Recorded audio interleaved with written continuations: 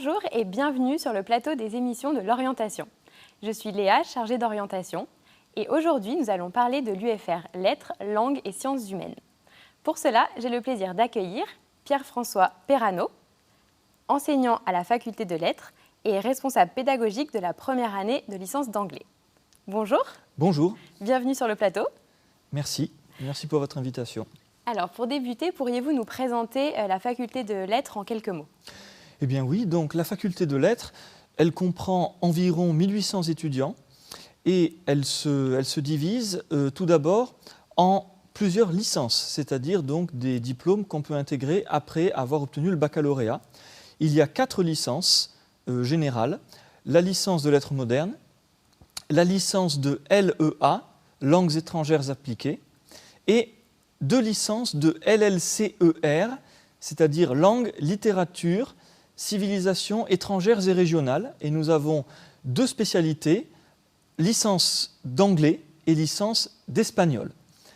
Et ce sont donc les 4 licences. Et nous avons aussi ensuite des diplômes de master qu'on intègre après avoir obtenu la licence, donc à Bac+3.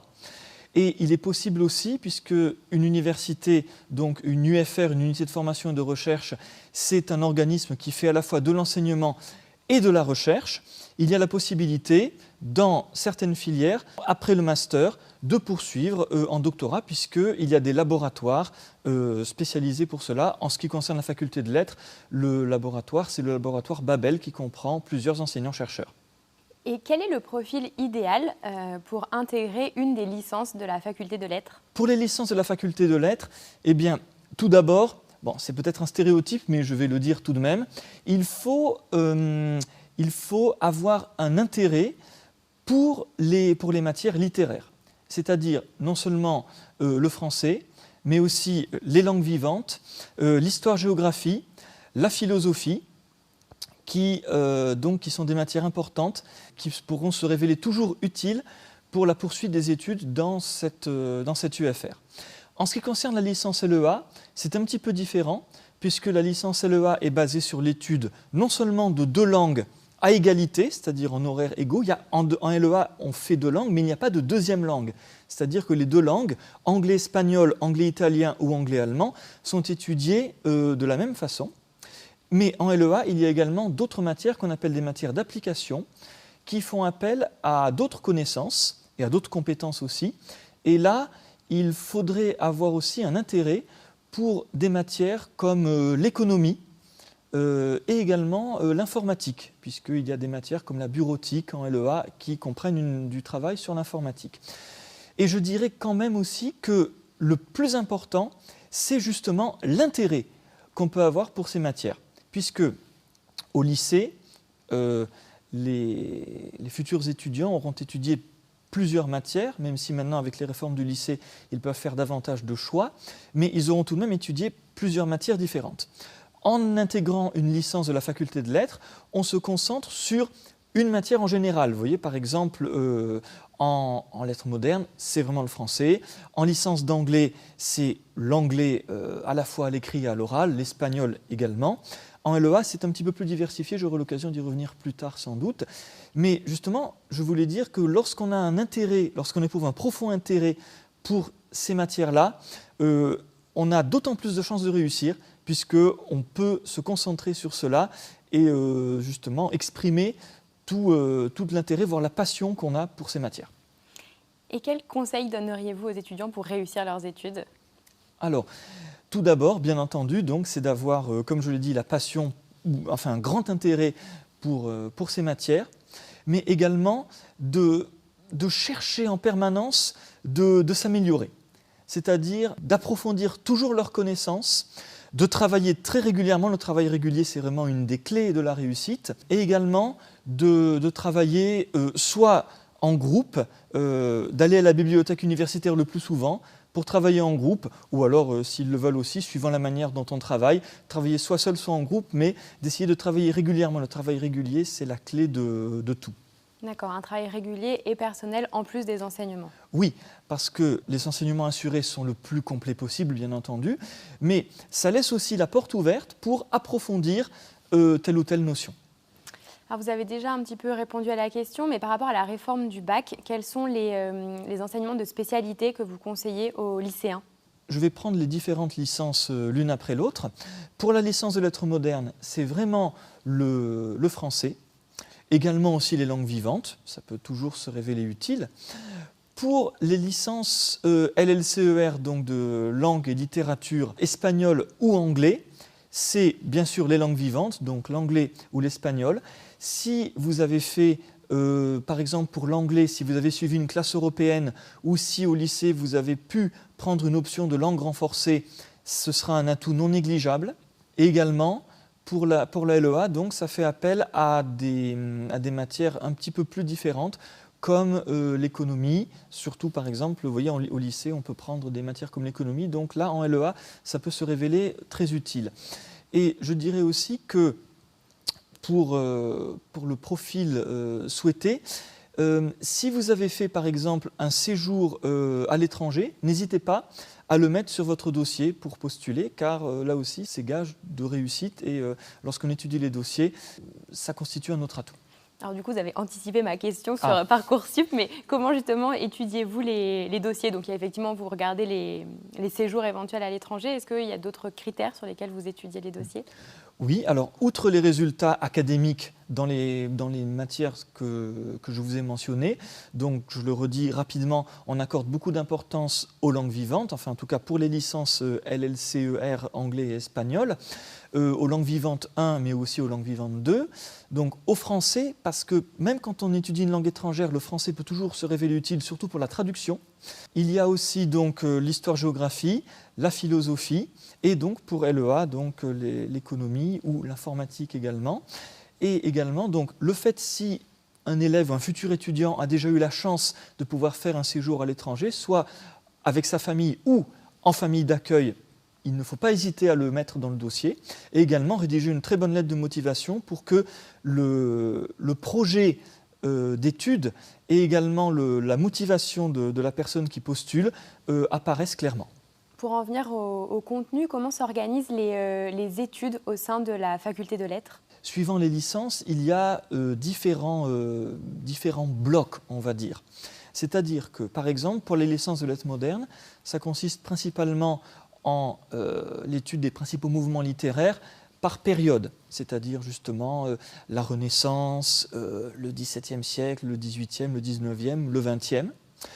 En ce qui concerne les licences LLCER, donc les licences de langue anglais ou espagnol, je répète que ce sont deux licences différentes, hein, mais voilà, pour être clair, il y a différents blocs. Vous avez tout d'abord le bloc, vous voyez, grammaire et traduction, c'est-à-dire que vous revoyez les principes fondamentaux de la grammaire de chaque langue étrangère. Également, vous avez des cours de traduction. Ça, comparé au lycée, c'est un petit peu nouveau parce qu'au lycée, on fait moins de traduction ces dernières années. C'est-à-dire que vous avez de la traduction d'anglais ou d'espagnol vers le français, ça s'appelle la version, et du français vers l'espagnol ou l'anglais, ça s'appelle le thème. Donc ça c'est compris dans l'axe, dans le bloc grammaire et traduction. Vous avez également le bloc littérature, donc l'étude à la fois, vous voyez, c'est progressif. On commence en première année, par des panoramas généraux, à la fois pour l'anglais de la littérature anglaise, puis américaine, ou également des pays qu'on appelle le Commonwealth, vous voyez, de l'Afrique du Sud, l'Australie, le Canada. Et pour l'espagnol, il y a également donc l'étude de la littérature espagnole, puis de la littérature latino-américaine. Voilà. Et ensuite, il y a un troisième bloc, c'est ce qu'on appelle le bloc civilisation. Alors, la civilisation, c'est à la fois l'étude de l'histoire de chaque pays, soit de chaque pays hispanophone ou chaque pays anglophone. Bon, en général, pour l'espagnol, c'est Espagne, Amérique latine. Pour l'anglais, c'est Royaume-Uni, États-Unis, un petit peu pays du Commonwealth. Et là aussi, c'est basé sur une progression, c'est-à-dire qu'en première année, on commence par faire des panoramas généraux de l'histoire de ces pays, et ensuite, on étudie des périodes plus marquantes de ces pays pour aboutir aussi au débat contemporain, puisque la civilisation, c'est également le fait d'étudier comment le présent est influencé aussi par tous ces débats ou toutes ces notions qui font partie de l'histoire de chaque pays et aussi de son identité. Merci pour cette présentation détaillée des licences. Concernant l'organisation de la semaine, comment se passe une semaine type pour un étudiant de L1 ? Alors, en première année, c'est environ, je dirais, une vingtaine d'heures de cours, placées la plupart du temps sur 4 ou 5 jours. Il peut y avoir des cours le samedi matin, mais c'est quand même très rare. Là, en général, les cours sont plutôt placés du lundi au vendredi. Et il y a une chose à savoir aussi, c'est que le jeudi après-midi est banalisé, c'est-à-dire qu'il est réservé à des activités sportives et culturelles, ou culturelles, je dirais, que chaque étudiant est libre de choisir en début d'année. Alors, on entend souvent parler des cours en amphi, des TD. Comment cela s'articule en lettres ? On entend parler aussi parce que ce sont des nouveautés comparées au lycée. Oui. C'est-à-dire que, voilà, quand on arrive à la faculté, il y a tout d'abord une organisation différente, c'est-à-dire que maintenant, donc, à l'université, ce n'est plus organisé par trimestre comme au lycée, même si maintenant il y a quelques lycées qui fonctionnent par semestre, mais il y a quand même plutôt les trimestres. À l'université, en revanche, tout est basé sur le semestre, c'est-à-dire qu'il y a première année, premier semestre et deuxième semestre. En général, le premier semestre commence en septembre, soit mi-septembre, soit fin septembre, jusqu'à Noël. Ensuite, vous avez une période d'examen en janvier, puis ensuite le deuxième semestre qui commence début février, enfin fin janvier, début février, jusqu'à fin avril, début mai. Ensuite, une autre session d'examen courant mai. Et ensuite, si nécessaire pour les étudiants qui n'auraient pas obtenu la moyenne, vous avez ce qu'on appelle la deuxième session, fin juin, début juillet, donc des examens qu'on appelle aussi communément de rattrapage, où donc vous repassez les matières dans lesquelles vous n'avez pas obtenu la moyenne. Et dans ce calendrier, du coup, comment s'organisent les cours en amphi et en TD ? Voilà. Et donc, dans ces cours, vous avez donc les cours en amphithéâtre, ce sont ce qu'on appelle des cours magistraux. Ils durent au maximum 2 heures. Il y a des cours divers, vous avez des cours d'1 heure, d'1 heure et demie ou de 2 heures en amphithéâtre, dans lesquels le professeur donc, fait vraiment la plus grande partie du cours. Et le but de ces cours magistraux, c'est de prendre le plus d'informations possible, puisque ça sera très utile aux étudiants ensuite pour les révisions et pour les examens. Et la plupart du temps, ces cours magistraux sont complétés par des séances qu'on appelle de travaux dirigés. Et les travaux dirigés, ce sont des groupes qui sont similaires à des classes de lycée où les étudiants sont répartis en une trentaine d'étudiants par groupe de TD, où ce qui est étudié en cours magistral est approfondi. Mais ce n'est pas la majorité. Par exemple, en littérature et en civilisation, ce sont des matières où il y a du cours magistral et des séances de TD. Il y a d'autres cours où il n'y a que du TD, comme par exemple les cours de traduction, ou également la grammaire. En revanche, il y a quelques cours qui sont également communs à toutes les licences qu'on appelle des UE, enfin des unités d'enseignement compétences, qui sont uniquement dispensées en amphithéâtre. En cours magistral, par exemple, il y a un cours commun à toutes les licences de la faculté de lettres de culture générale, qui lui est uniquement dispensé en amphithéâtre. Alors vous en parliez un petit peu, mais comment sont organisées les évaluations des étudiants ? Alors, ça peut dépendre des matières aussi. C'est-à-dire qu'il y a différents types d'évaluations. Il y a des matières qui sont évaluées au contrôle continu, c'est-à-dire que c'est le professeur responsable qui fait autant de contrôles qu'il le désire tout au long du semestre. En licence LLCER anglais, par exemple, la grammaire est notée au contrôle continu. Vous avez également des matières qui sont à la fois notées au contrôle continu et en un examen final, donc un examen partiel de janvier ou de mai. Donc par exemple la civilisation ou la littérature fonctionne beaucoup sur ce mode-là. Et vous avez quelques matières, je dois le dire qu'elles sont quand même de moins en moins nombreuses, qui restent tout de même évaluées uniquement avec un examen final. Et ces matières-là, ce sont la plupart du temps des matières qui sont uniquement dispensées en amphithéâtre, comme par exemple pour ces cours de compétences qui sont communs à toutes les licences à culture générale, ou par exemple en licence LEA, la civilisation. D'accord, donc il y a vraiment un mélange finalement entre l'examen final et du contrôle continu. Oui, il y a toujours un mélange, voilà, c'est ça. Alors pour en venir au séjour à l'étranger, j'imagine que dans une formation comme la licence LEA, les séjours à l'étranger ne sont pas facultatifs mais obligatoires. Comment s'organisent les mobilités à l'international? En effet, c'est indispensable et votre question me permet de revenir aussi sur le fonctionnement de la licence LEA dont je n'ai pas parlé tout à l'heure. La licence LEA, donc, c'est 2 langues qui sont étudiées de manière égale, donc il n'y a pas de deuxième langue. Et il y a un 3e gros bloc en LEA qui sont les matières d'application, c'est-à-dire justement, vous voyez, des matières comme la bureautique, également aussi le marketing ou la gestion financière. Et justement, en licence LEA aussi, il y a une part très importante qui est consacrée à la fois au séjour et au stage, puisque en licence LEA, il faut faire obligatoirement 2 séjours à l'étranger de manière obligatoire. Alors, le premier séjour à l'étranger, il est fait à la fin de la 2e année, c'est ce qu'on appelle le séjour linguistique. Et comme LEA, la licence LEA, est fondée sur l'étude de 2 langues, l'étudiante ou l'étudiant est libre de choisir tout d'abord le pays dans lequel il partira. Mais, par exemple, on va prendre le cas d'un étudiant qui fait anglais-espagnol. Il peut choisir en séjour linguistique, donc à la fin de la 2e année, de partir soit en Angleterre, mettons, soit dans un pays de langue anglaise ou dans un pays de langue espagnole. Mais, mettons qu'ils choisissent de partir en Espagne à la fin de la 2e année, dans ce cas-là, il sera obligé de partir en 3e année dans un pays de langue anglaise. Oui. Voilà, et vice-versa. Hein, voilà. Et donc, il y a 2 séjours à l'étranger. Donc, le premier, un séjour linguistique, qui est quand même assez libre. Et le 2e séjour, en revanche, ça c'est à la fin de la 3e année, c'est un stage à l'étranger obligatoire, où là, justement, c'est un travail au sein d'une entreprise.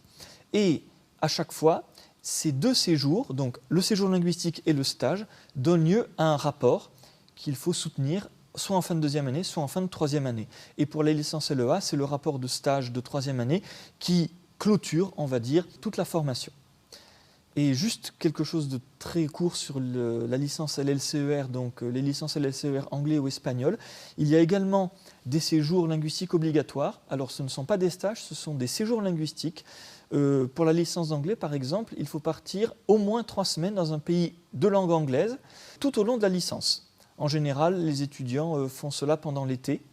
Et donc, il faut partir au minimum 3 semaines dans un pays dont l'anglais est la langue officielle. Donc, soit Royaume-Uni, Irlande, États-Unis, mais aussi des pays du Commonwealth comme l'Australie, pourquoi pas, l'Afrique du Sud. Voilà, un pays en tout cas où l'anglais est la langue officielle. Et maintenant, si on se projette au-delà de la licence, quels sont les débouchés possibles alors, après une licence, voire même après un master? Pour les licences de la faculté de lettres, il est vrai que la plupart du temps, ce sont des licences qui ont pour but ensuite de mener vers une poursuite d'études en master. Il y a au sein de l'Université de Toulon différents masters qui prolongent les études en licence. La plupart du temps, pour les licences de lettres, le débouché principal reste tout de même l'enseignement. Et donc, il y a des masters en enseignement ensuite. Mais les étudiants peuvent tout à fait choisir de se tourner vers d'autres parcours. Il y avait des étudiants il y a quelques années qui, après avoir obtenu une licence d'anglais, avaient postulé pour un master tourisme. Et donc, vous voyez, ils avaient été pris parce que justement, l'anglais, la maîtrise de l'anglais à la fois à l'écrit et à l'oral peut ouvrir différentes portes.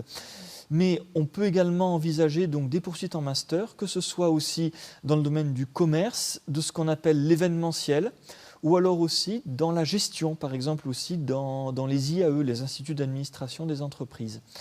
Et ensuite, après le master, normalement, c'est l'entrée dans le monde du travail, sauf si justement vous voulez encore pousser vos études davantage, et là, dans ce cas-là, vous pouvez, si vous avez un projet justement qui est approuvé par un directeur de recherche, vous lancer dans un doctorat. Mais là, justement, il n'y a pas vraiment disons qu'il y a juste quelques cours, et là, justement, c'est plutôt donc un doctorat sur quelques années, mais qui se fait après le master. Et si, par exemple, après mes 2 premières années de licence, je me rends compte que je n'ai pas envie de faire de longues études, quelles sont les possibilités qui s'offrent à moi? Alors, c'est une très bonne question, puisqu'il y a d'autres licences dont je n'ai pas parlé, ce sont les licences professionnelles. La licence professionnelle, on peut l'intégrer justement après la 2e année. Et pour cela, il faut faire un dossier, puisque ce sont des licences dans lesquelles on entre après examen de dossier. Et là, justement, c'est une licence en 1 an et à l'Université de Toulon, justement, il y a des licences professionnelles qui ont trait à divers domaines, comme l'hôtellerie ou le tourisme. Et donc, pour un étudiant qui veut entrer plus rapidement sur le marché du travail, la licence professionnelle est en effet une possibilité. Et là, justement, après 2 ans d'études, il est tout à fait possible de faire le point et de se tourner vers cette filière-là également. Merci. Avant de clôturer cette émission, auriez-vous un mot pour les lycéens qui nous regardent? Bien oui, puisque je pourrais même citer aussi une phrase, alors elle n'est ni du domaine anglais ni espagnol, c'est une phrase de l'écrivain allemand Goethe qui disait « Connaître 2 langues, c'est être 2 fois homme ». C'est-à-dire donc homme au sens biologique, c'est-à-dire homme ou femme, hein, vous voyez, c'est cela. Et c'est pour vous dire que je pense profondément que l'étude des lettres et des langues étrangères est vraiment une grande source de richesse. Et que si vraiment vous éprouvez un profond intérêt pour les matières littéraires, si justement vous cherchez justement à élargir vos horizons aussi, vous avez de très grandes chances de réussir au sein des licences de la faculté de lettres. Merci beaucoup pour ces échanges. Merci à vous. Si vous souhaitez en savoir plus sur l'université, les formations ou la vie étudiante, rendez-vous sur le site de la JPO, Journée Portes Ouvertes. Toutes les vidéos sur les autres formations de l'université y sont également disponibles. Merci à vous d'avoir suivi cette émission et à bientôt.